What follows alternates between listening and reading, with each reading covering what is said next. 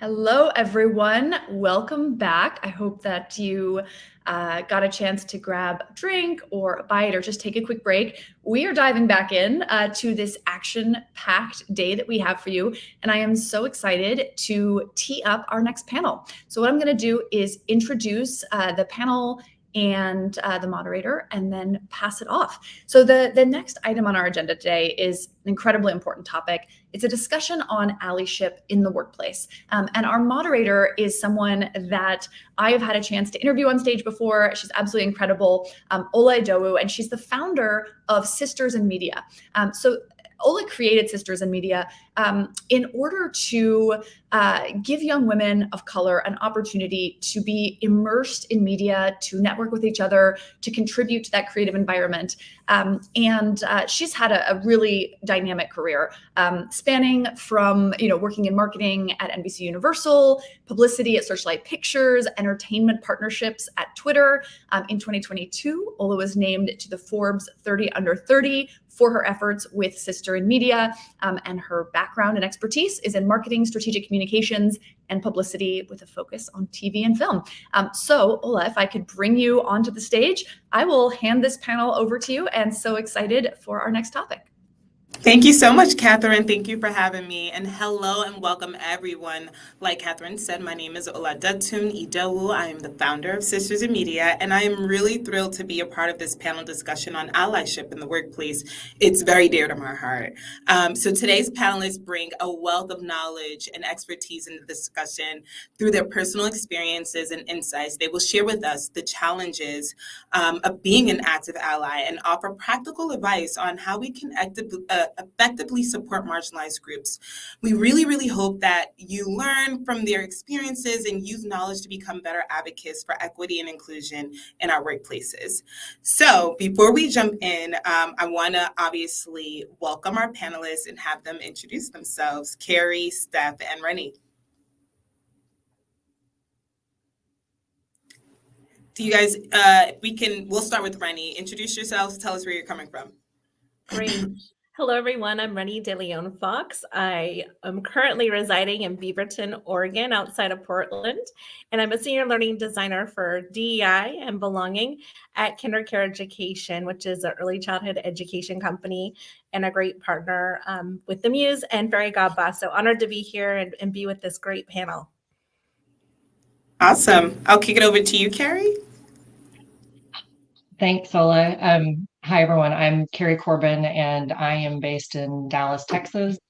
And I own a recruitment, marketing, employer brand advertising agency where we also do quite a bit of consulting with talent attraction teams with lots of different clients. I've been in the HR recruiting diversity world for 20 years.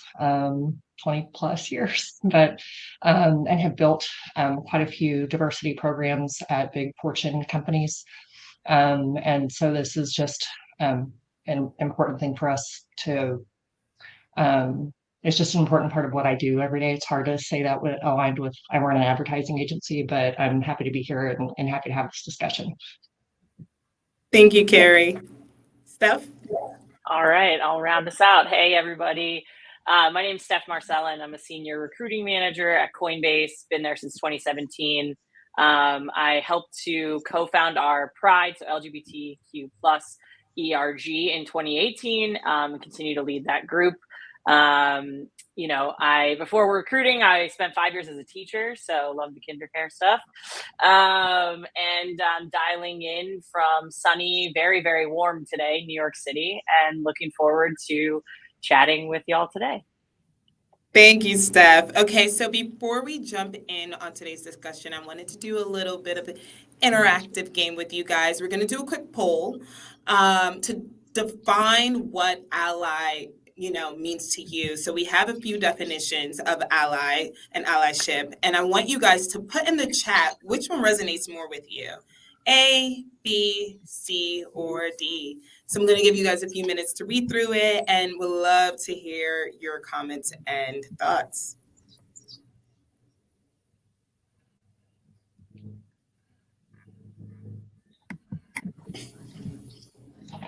Okay. Gonna tap into the comments. Steph, you're getting a lot of love from the teachers.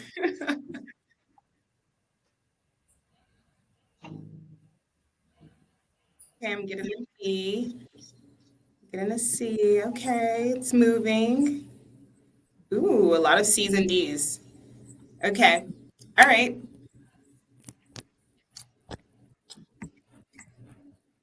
Perfect. Perfect. Okay, so actually, all four of these definitions really can work with the word ally and allyship. I'm sure we're all feeling a little bit confused as to what the definition is and what really resonates with allyship. And if you are, you're in great company. After all of these were all definitions from well-known sources published online, and they all are clearly not identical. While all of these definitions are slightly different, what we believe is the most important aspect of them is the word action and taking action. So what we're going to do and focus is really like the action and using activities to take place and to be effective as an ally. So I'm going to turn it over to our panelists. You're not here for me, you're here for them. So I'm more excited about what they have to say about this. And my first question is actually for all of you guys, Reni, Carrie, and Steph. How can we ensure that we are being an active ally in the workplace? I'll start. So I agree. I absolutely agree with with responses here that it's around taking action, right? Any action at all is a start. Honestly, I guess I was hesitant. I almost declined to do this panel because I don't always think of myself as the best representation to speak on behalf of the DEI efforts and allyship, right? Even though I'm a woman who's had more than my share of barriers to overcome at work and in life. I'm also still a white woman who has likewise enjoyed a lot of the privileges of being white, even when I didn't realize it. But that's also exactly why it is important for me to speak, because what's hopefully is becoming more obvious to all of us as we watch what's happening in the world today. That by not speaking up, by not doing anything, by not taking action, it's more or less complicit. And it says to others who are marginalized that marginalization is okay, right? Not because we agree with it, but because that burden just simply shouldn't always fall to the marginalized to have to do the heavy lifting, the speaking up and educating, and to just know that there is power in the advocacy in our collective voices and the allyship, and especially when it comes from those who do have the platform to speak from. I love that, Carrie. I definitely agree with all that you said. And I think as I think about even your example, like unpacking your power and privilege is a great first step to being an active ally and a key step, continuing to look at the privilege you have, no matter what your identity or identities are. Even myself as a light-skinned Latina, who is educated, I have power and privilege. And how do I leverage it? In some, areas I don't have power and privilege, and there's some things I can't change. There are some things we move into areas of more power and privilege. So I think it's that first action of unpacking and continuing to look at your power and privilege you have, and then listening and amplifying those marginalized voices, and especially intersectional marginalized voices. And that, is women of color, that's people with disabilities, that also maybe from the LGBTQIA plus community, like it's all that. 100%. I totally agree with you there, Reni. I think both of those are great points. And I think for me, it's really around it's like a conscious choice to show up in the world with an open mind. I think it's the willingness to educate yourself about things you don't know or understand, and being really curious about everyone you meet around you. I think at work, especially as a leader, it can really be helpful to do this just so people feel like they can actually be themselves at work. Things can be as simple of a symbol as like when we were in the office. Coinbase is a remote company now, so we're not really in the office very much. But like when we were, there were a lot of people who just had like pride flags on their desk. or putting your pronouns in an email signature or Slack handle, or honestly, for everybody who's here listening to us talk, like showing up to something like this is even a great first step of like, hey, how could I learn different ways that I could, be a better ally at work and honestly in like my everyday life. And so I think it is really about kind of showing up for all those around you, amplifying where you can, and leaning on other people to amplify in those spaces, to Reni's point that like maybe you don't have power or privilege. I love that, Steph. I love that you mentioned like making sure that people feel comfortable in their work setting. And that is such a big thing to more of like the diverse or marginalized groups, but it's such a small thing in an effort to do in the workplace. So with allyship is crucial aspect of creating a more inclusive and equitable work environment. It's no longer enough to just sit idly by and observe the inequities that exist in our workplace. We can all take action and effective positive change, like all three of you so eloquently mentioned. But my question, and I'm going to pose this one to Carrie, is, have you ever witnessed a situation where someone displayed effective allyship in the workplace? If so, I'd love for you to like tell us a little bit about that experience and what made it so effective. So because of my work, I tend to think of more employer-focused examples. In fact, I can think of a lot more situations where I didn't see it and I should have, right? There's lots of HR folks, unfortunately, who have responsibility for DEI efforts, who see it as administrative and burdensome and checking the box and not making impact, right? But when I was at American Airlines, the old white guy, sorry, Mike, who was in charge of diversity. Honestly, when I first met him, he kind of reminded me of the guy from The Office, in the suspenders, and he's checking everybody's work, and he's walking down to make sure everybody's in their cubicles, and he was like, I really didn't know how to read him, right? But he happened to be over several different HR areas, and one of those was diversity, and but he actually built an incredible team, and it's that team who he empowered to really impact and drive change. And it was just a team of two in a 100,000 employee plus company, but they created the space for building incredible employee resource groups. Then they were basically given carte blanche as much as they could to really empower the groups. And once they got them built and got them going, right, and then that basically created the space for the folks that were in these employee resource groups, for them to have the opportunities for awareness within the larger employee population. And what it did was it normalized for those who are not marginalized, right, to see and learn and just to have that awareness of what the other communities were going through. And it made a normal part of the day to day, because it was so heavily communicated within the company what these groups were doing, the successes they were having, how they were impacting their communities, in the company and outside. But it normalized the conversation. It also created opportunities, though, for a lot of these folks to be exposed to leaders and leadership, and then to have their opportunities for leadership, and for promotion, and just for it, because it amplified their voice so much, right? And so one of the things that was fascinating to me was very early on, before a lot of companies were really embracing the LGBTQ, right? They've been recognized by the Human Rights Commission for years and years and years, but they had a very prolific trans woman who was the leader of the LGBTQ employee resource group, and the platforms that she was given in the company to speak and to have exposure and to move forward in leadership were just and there was just no angst, or there was no feeling of this isn't normal. It was accepted because they had normalized the conversation so much. So, and I know it's not necessarily a specific individual, but it made my work in building, because I was actually charged with building the diversity, the DEI recruiting efforts at Americans. They didn't have any. They had this great internal work, but they hadn't done it from a recruiting perspective. But it made my work so much easier because they had done so much of the work internally within the company.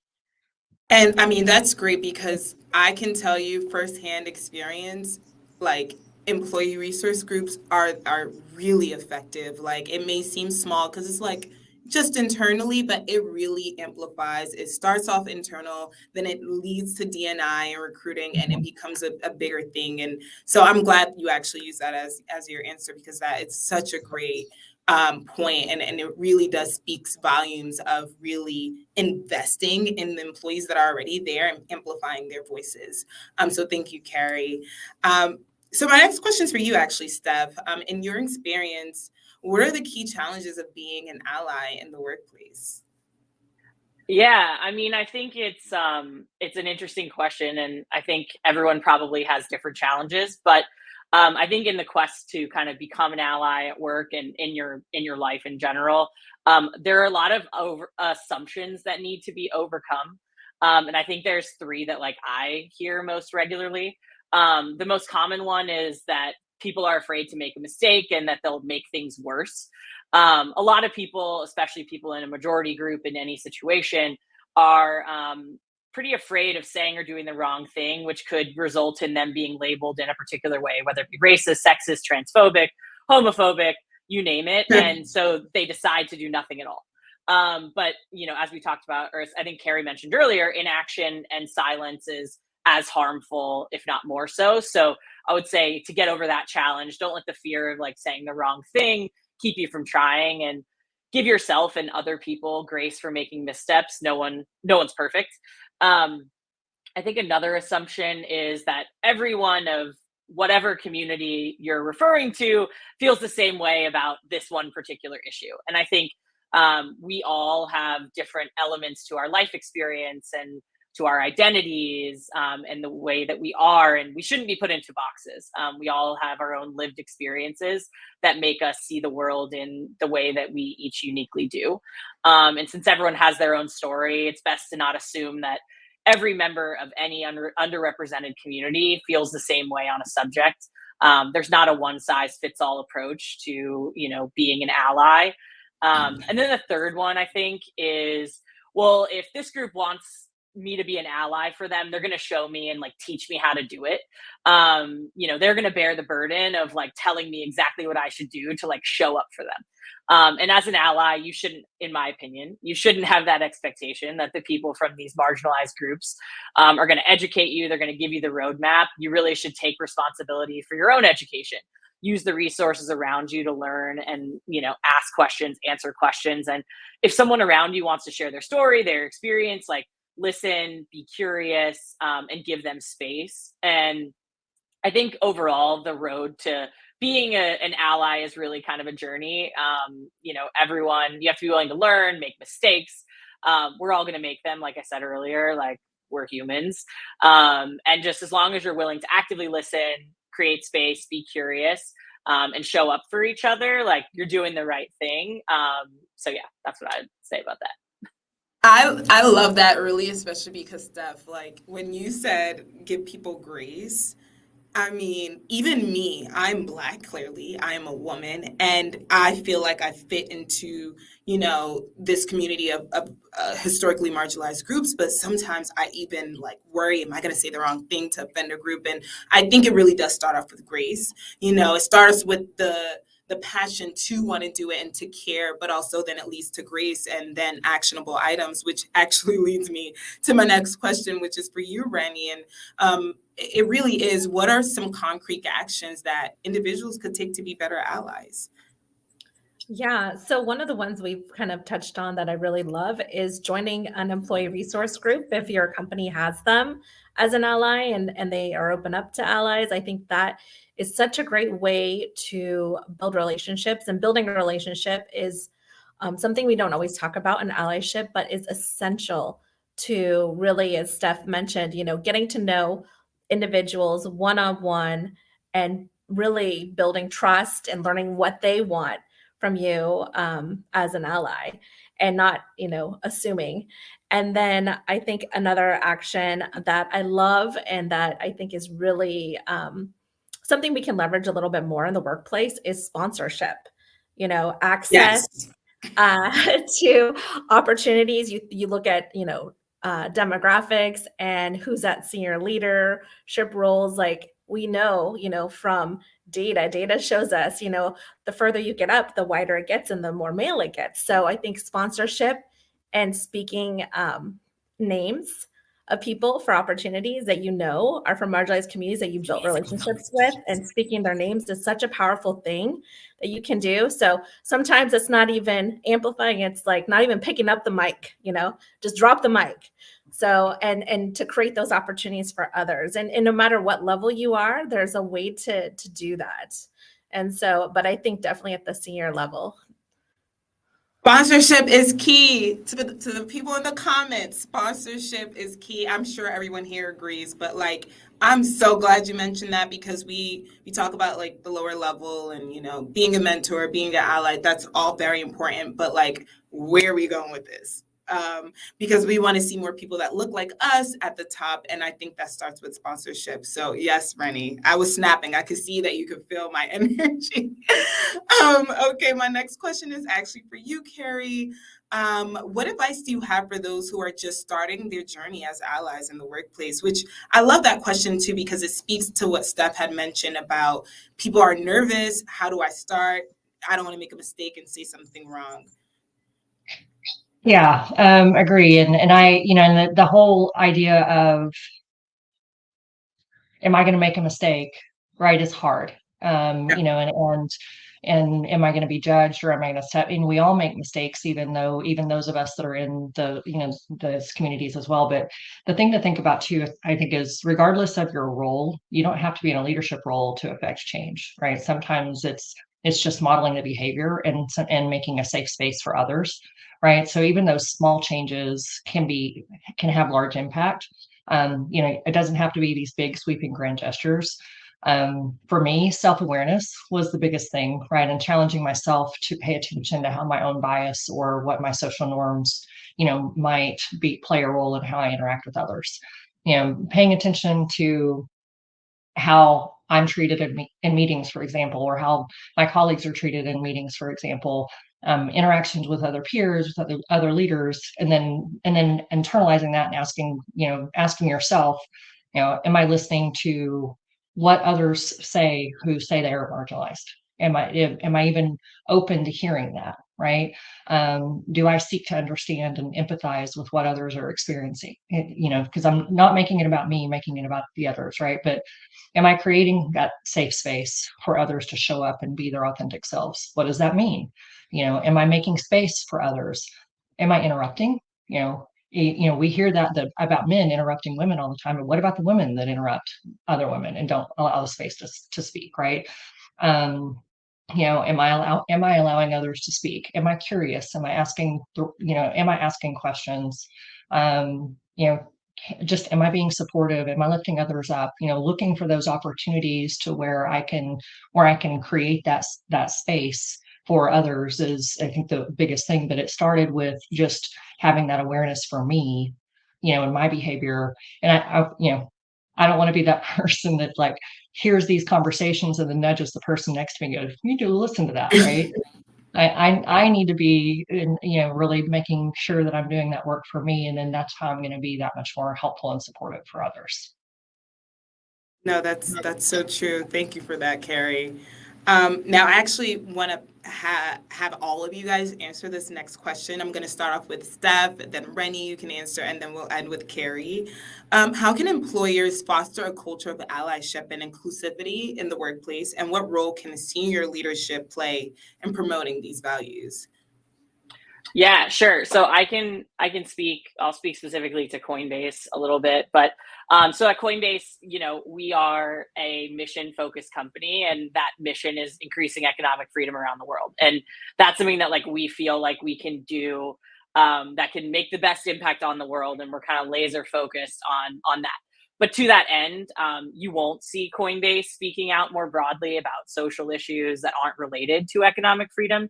But I will say that doesn't mean that internally we don't have a strong community and culture of allyship and inclusivity.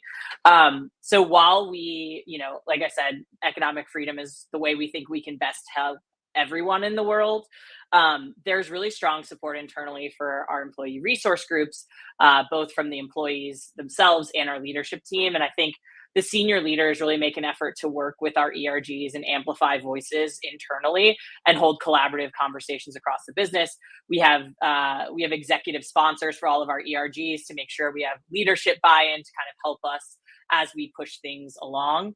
And I think a couple things I guess I would encourage senior leaders to do. I think one is like model the behavior that you want to be seen in your team. I think as a leader, people look up to you and people want to model the way that you are. So showing up to ERG events, honoring and highlighting affinity months, creating space for team members to be their authentic selves. One thing that I've appreciated is like at certain recruiting meetings that we've had, they've given time and space during affinity months for someone to be like, hey, it's International Women's Month, or, it's Pride Month, and like let someone be like, hey, here we go. Let's talk about what this is, what it means, and all of that. And then I think on the other piece, it's really down to actively listening to employees, being vulnerable themselves, creating psychological safety, and giving people safe spaces to communicate. That's good. That's good. Thanks, Steph. Reni? Yeah, that was great, Steph. I feel like you covered a lot of the things that really resonate with us. And I think for us too, like I'm part of the Latinx ERG and I'm the chair. And I think that, for us, we have seen great executive allies is what we call them instead of executive sponsors, because, they step up and we're just kind of early on in our ERG journey, but to see them really show up, like my executive ally is here showing up for me today. So like, that is just like one example. So shout out to Josh, who's on the call. And I think that also, hearing our leaders, weave DEI into the work that they do and speak about it has been so impactful at KinderCare. I can't tell you like how heartwarming it is to like hear them start to like model some of these behaviors. And one of them is vulnerability, honestly. And I think like as an ally to have a senior leader model vulnerability really helps people to show up as their authentic self. And so I really appreciated our senior leaders really leaning into that.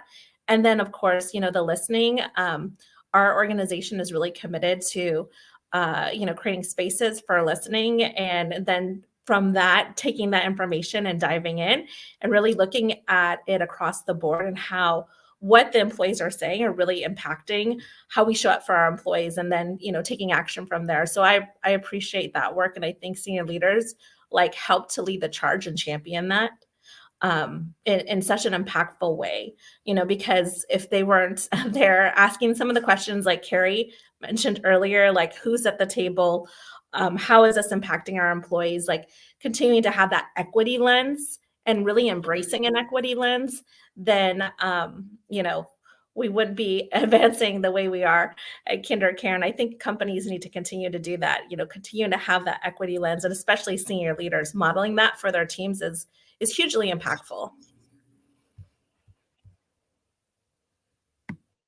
Yeah, you guys are awesome. This is good conversation. I appreciate that, Reni. And I don't want to just continue to repeat kind of what Steph and Reni are saying, but so I'll take a little bit of a different approach to this, is because I now, I've been in fortunate organizations for the majority of my career, but now I'm a small business owner, and we're about 3 years old, and we have a staff of about 20 people. And as a small business, my company started out of the gate with DEI and specifically inclusivity being, a key agenda for us. Where it's co-founded by myself and my partner, two women, and we have, multiple races, ethnicities, and several LGBTQ members on our staff out of the gate. And the key there for me, right, is, and I think because I've been doing this for so long, is I've watched how many companies struggle because they wait till they get to a certain point to then decide that diversity is a priority. And at that point, you're already and you're having to do damage control, and you're having to try to positively impact a percentage, right? And that's where we hear the phrase boil the ocean around a lot of these efforts that gets, overused because it feels like such a daunting task. So I think my message here, right, is that you don't wait to start. If you haven't done anything, start right now, right? And if you were ever in that position as a leader to help advise, that's my advice, right? It's because it's so much harder when companies have this moment of, hey, we've kind of fostered this, especially in the tech and the small business community, this bro culture, this white guy culture, right? It's like, why would a woman or a Black woman or any person in a minority group want to come to work in that culture? Because it's going to be so ingrained of the way they do things that that's why a lot of those efforts fizzle out so quick, because if you haven't done that internal work as a company to make a safe, inclusive environment that creates an environment of allies, to happen just as part of your culture, it's going to be that much harder to really impact that change, even as a small business. And then that's just going to continue to amplify the larger that you get. Wow. Now you guys are killing it right now. You're killing it so much so that we have a ton of questions from the audience, and I want to really get to them. I'm seeing some incredible questions, and I would love to hear how you guys, feel towards it. And so we'll like have it be a free fall. Please unmute if you feel like you can answer this question. So I'm going to start with our first question from the audience, and it is, how important is it to show up as your whole self, and when is that not safe? I mean, I can answer this. I mean, personally, I think it's incredibly important to show up as your whole self. But that whole self can be, can come out in parts as you start to feel safer and safer. I think if you're not able to be who you are at work or anywhere else, like, you're just going to be continually hiding yourself and second guessing yourself, and being a little bit anxious of like, oh, but if they learn this thing about me, like, how are they going to feel, and things like that. And I think we do our best work when we can be who we are and without fear of repercussion. Now, I know that there's like certain situations where it may not feel safe, and so I think there is a balancing act there. But I think from like a leadership perspective, at least with my team and the way I approach it as a manager, is kind of creating that safety for my team of like open door. I share things, they share, like, just making sure that they feel comfortable. And I will say, like, when I interviewed at Coinbase 5 years ago, and I was interviewing other places as well, personally, an important thing for me was like to be out as a lesbian. And so in my interviews, I'd gotten married a couple months before.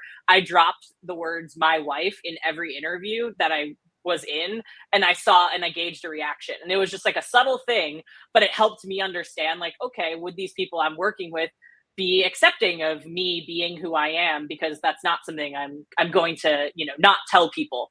And so I think kind of even from when you're interviewing with a company, researching it, you can learn a lot about how you can be who you are.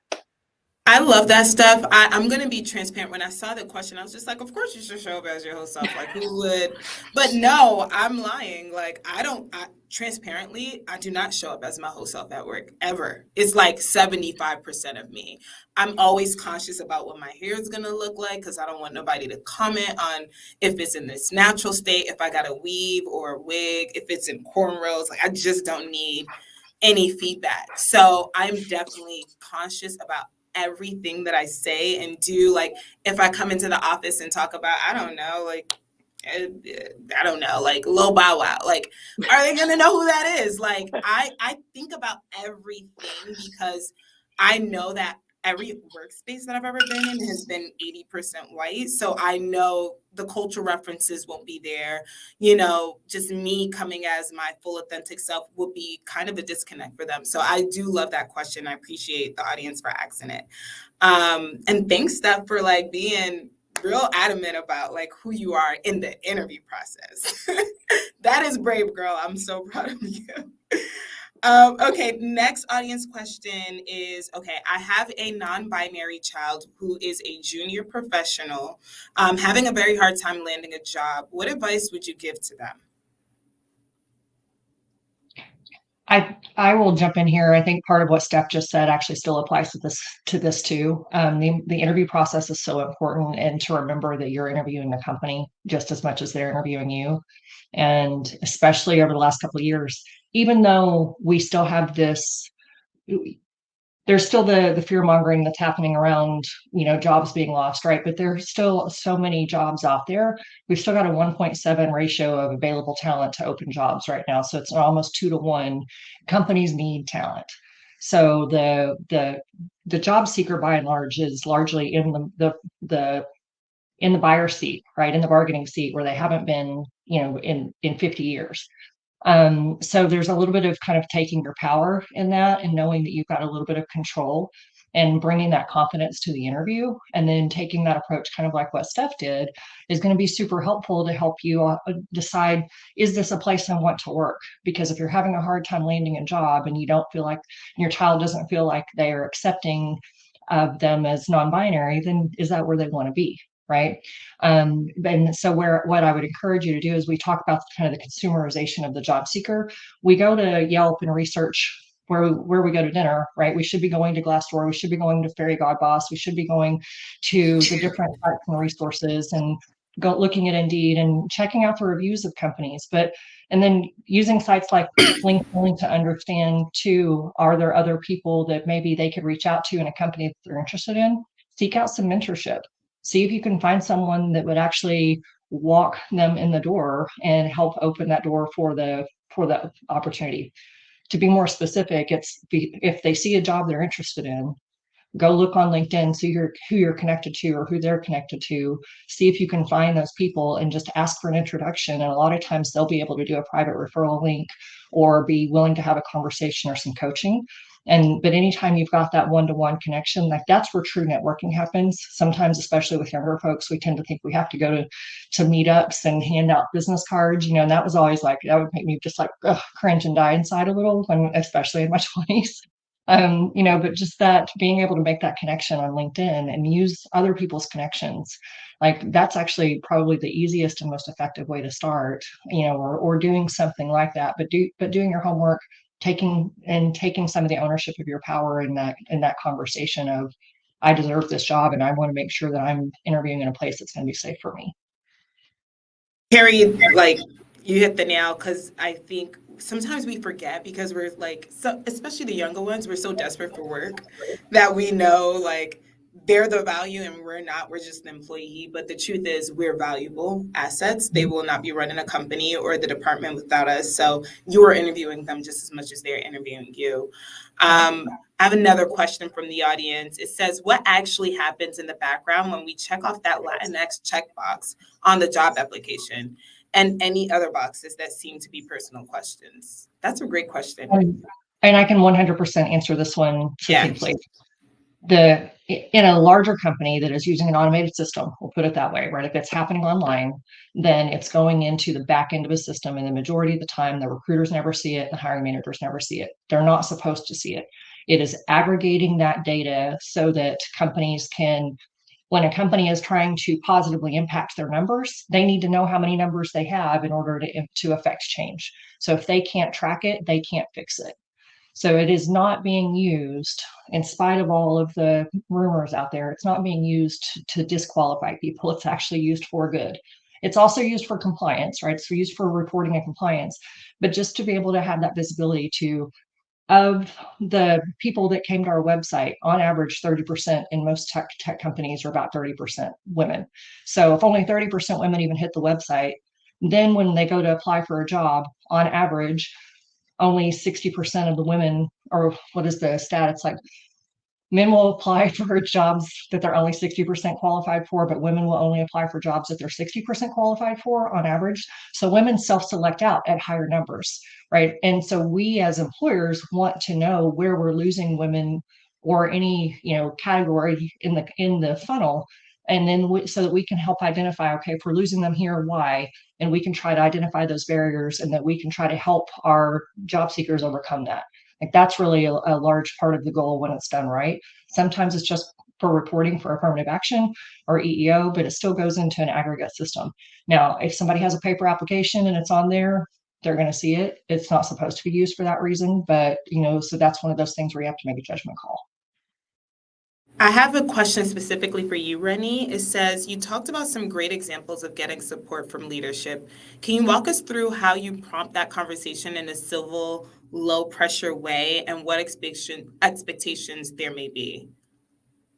Yeah. So in my case, I was specifically having like leaders who are looking for and voluntarily sponsoring folks. But I think if you're coming at it from like a candidate point of view, or somebody who wants to be sponsored, one great way to approach the conversation is if you hear them speak like at a event or something, like ask them for a coffee or ask them for, a virtual chat, and really kind of bring up some of the points that they made that really resonated with you, and start to build a relationship with them.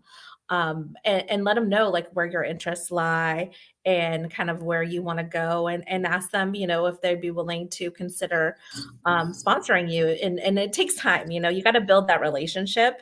And likewise, if it's a senior leader, that maybe wants to go and sponsor folks, I would say, like, if they don't have the relationship, maybe they are part of the ERG, and go seek out ERGs as an ally, and then they build the relationships from there.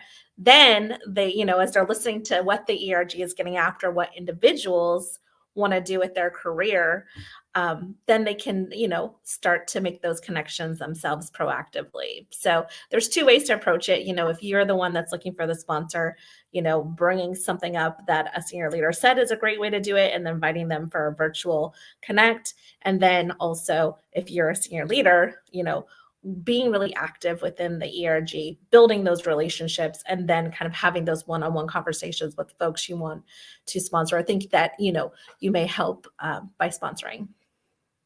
We have room for only one more question, but because I like two, I'm going to make it two questions. The first one is, this is a great discussion. However, many people may not know what some of these terms are. Could the panel give details about things like sponsorship, ERG, D&I, etc.? Although I understand some people may not have the courage to ask for details, they may be confused. I love that question because acronyms kill me. But I can answer it.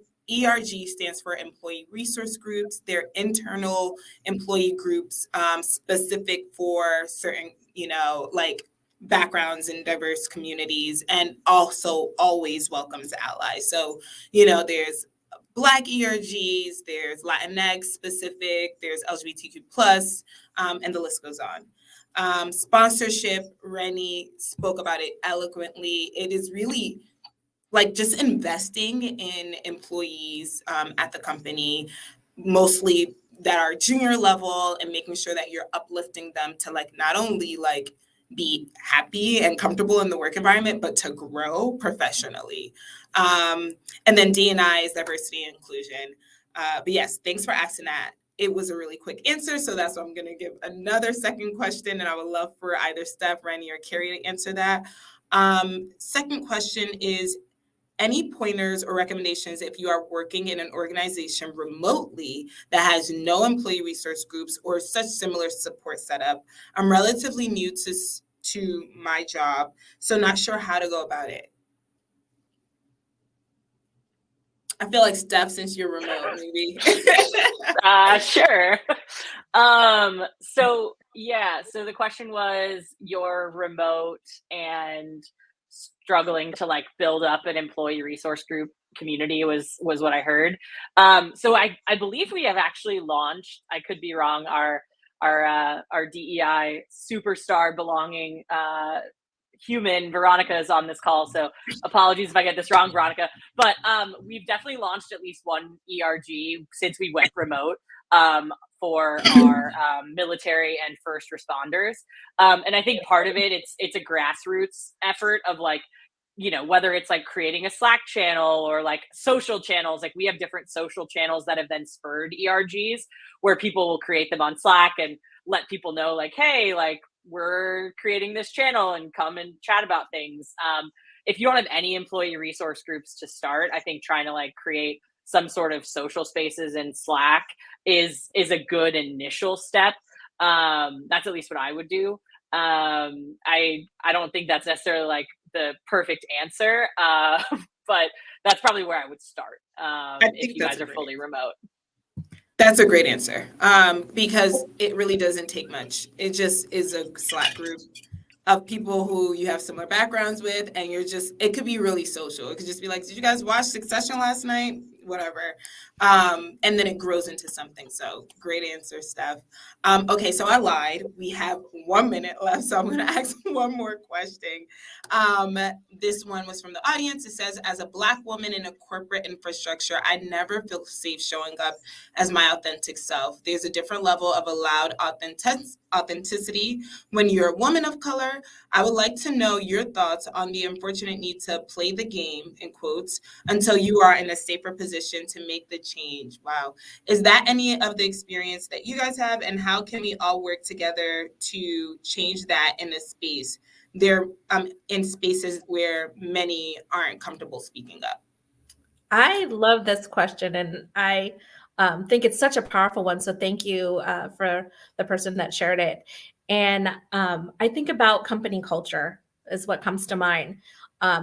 For a long time, companies have been like a culture fit mentality. So that means you have to fit in to get along, right? And especially if you're a marginalized person. And I think that through diversity, equity, and inclusion efforts, through ERGs, through senior leaders modeling vulnerability and making space for differences and fostering belonging, a sense of belonging, that it's changed. And even myself, I'll speak personally, coming from HR, I was told, I got those unwritten messages to like hide my ethnicity and hide myself. And over the years, as I've been in a company that's been on its own DEI journey, I've done a lot of my own decolonization of my mind, and but also there's been more psychological safety, with the company that I'm at, and I'm so appreciative of it. And I feel like, I can fully embrace my authentic self. But I think it does start with like the company culture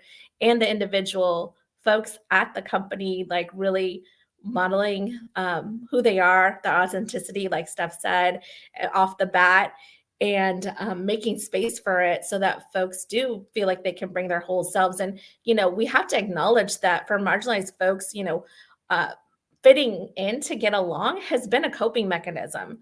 And it's not, it's whatever people as individuals feel comfortable with. And it's going to take time.